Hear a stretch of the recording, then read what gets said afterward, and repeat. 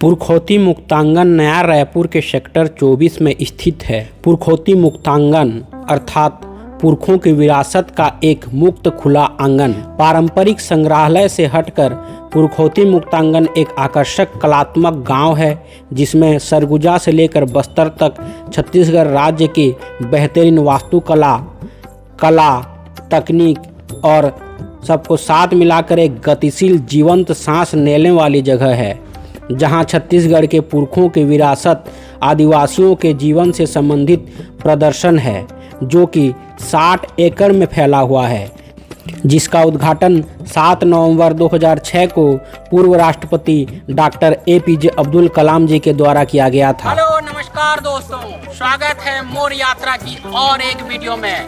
आज हम आपको लेकर आए हैं दोस्तों नया रायपुर में स्थित पुरखौती मुक्तांगन में। पुरखौती मुक्तांगन हमारे छत्तीसगढ़ की गौरव की गाथा को बयां करता है दोस्तों, हमारे इतिहास और संस्कृति को बयां करता है।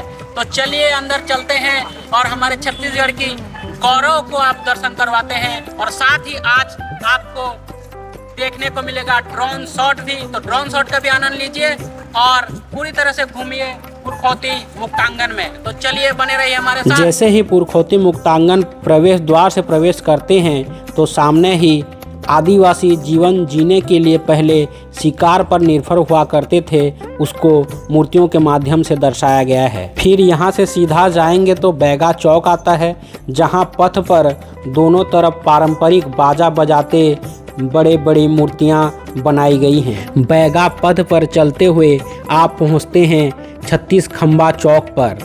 संग्रहालय के मध्य में छत्तीसगढ़ राज्य के नाम के आधार पर छत्तीसगढ़ों के प्रतिनिधि के रूप में 36 स्तंभों से एक वृत्ताकार केंद्रीय भाग बनाया गया है, जो मुक्तांगन के विभिन्न प्रखंडों को आपस में जोड़ता है। यहाँ एक आदिवासी महिला की विशाल लौह प्रतिमा बनाई गई है तथा चारों ओर मूर्तियाँ बनाई गई है, जिसमें कपड़े बुनकर बच्चे को पहनाती माँ, लोहार, कुम्हार, कपड़े बुनाई करती महिला की मूर्ति बनाई गई है, जो कला को दर्शाती है। यहाँ से सीधे जाएंगे तो एक पार्क स्थित है, जिसको छत्तीसगढ़ के पारंपरिक गहनों के थीम पर बनाया गया है।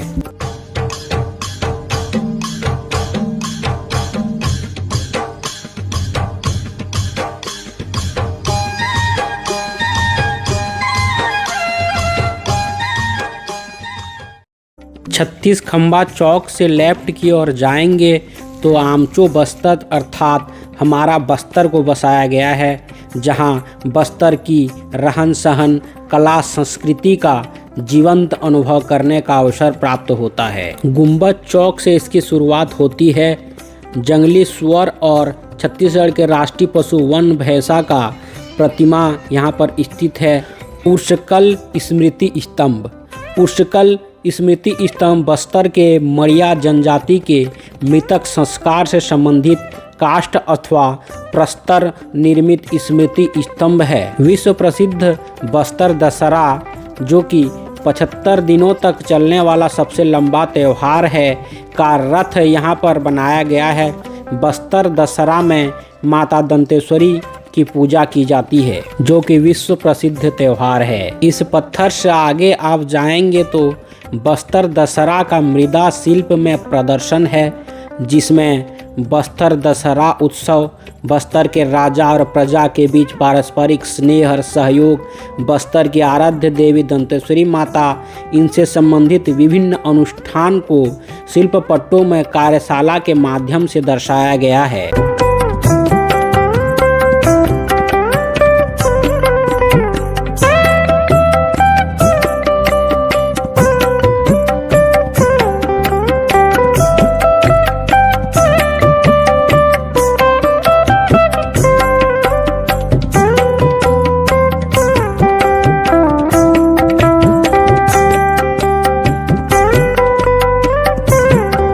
आमचो बस्तर प्रवेश द्वार से प्रवेश करते हैं तो आपको बस्तर के विभिन्न जनजातियों के निवास गृह हूबहू बनाए गए हैं। जहां आप प्रवेश करते हैं तो आपको लगेगा आप बस्तर के गांव में स्थित हैं।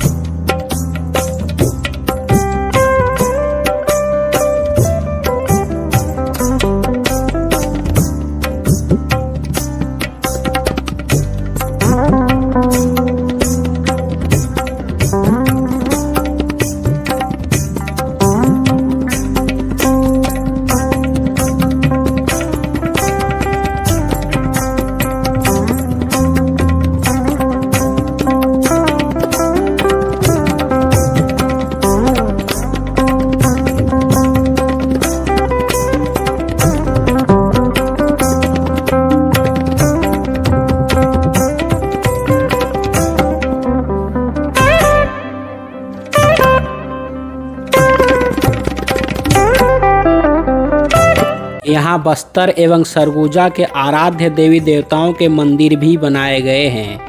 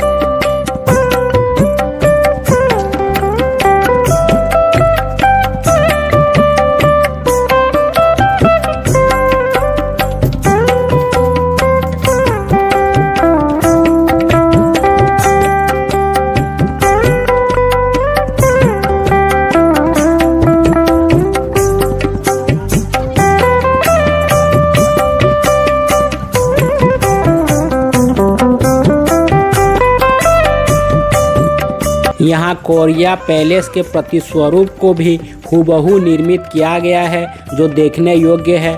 कोरिया पैलेस के पास ही गुफा का एक स्वरूप भी बनाया गया है, जिसमें खेलते बच्चे आनंदित महसूस कर रहे हैं। इसी प्रखंड में छत्तीसगढ़ के 33 जिलों को दर्शाते हुए विशाल मैप बनाया गया है, जिसमें जिलों को दर्शाया गया है।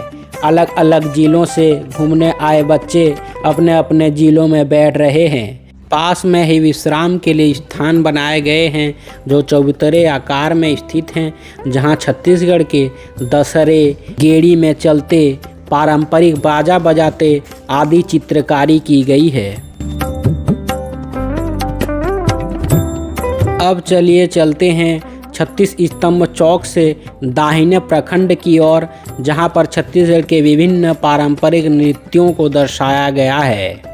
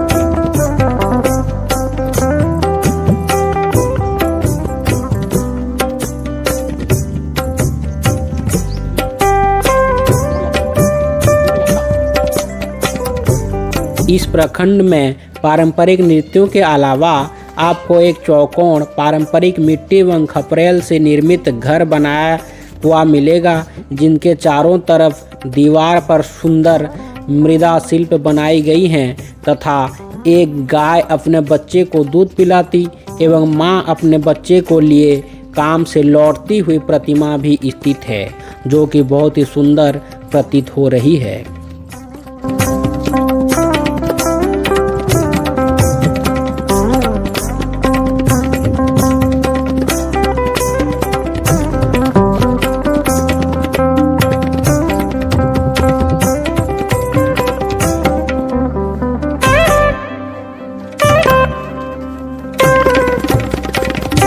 इसके अलावा यहाँ जगह जगह लौह प्रतिमा से बने विश्राम गृह भी स्थित हैं, जहां आप इतने विशाल क्षेत्र में घूमते हुए थकान होने पर कुछ क्षण विश्राम कर सकते हैं। इसके अलावा पहाड़ी झरने का जल स्रोत स्वरूप भी बनाया गया है, जो कि बहुत ही सुंदर दिखाई पड़ रहे हैं।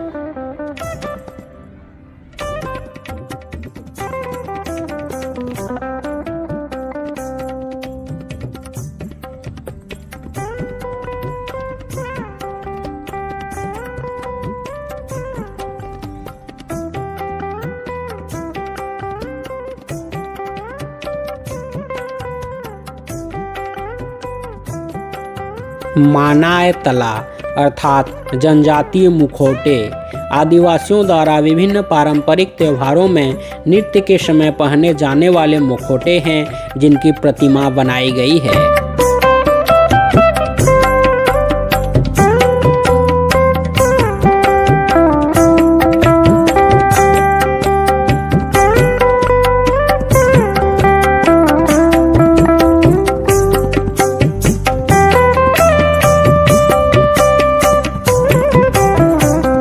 पास में ही बाजा बजगरी लौह शिल्प स्थित है, जहां पारंपरिक अनेक बाजा बजाते लौह शिल्प बने हुए हैं, जो ही बहुत ही अद्भुत प्रतीत हो रहे हैं।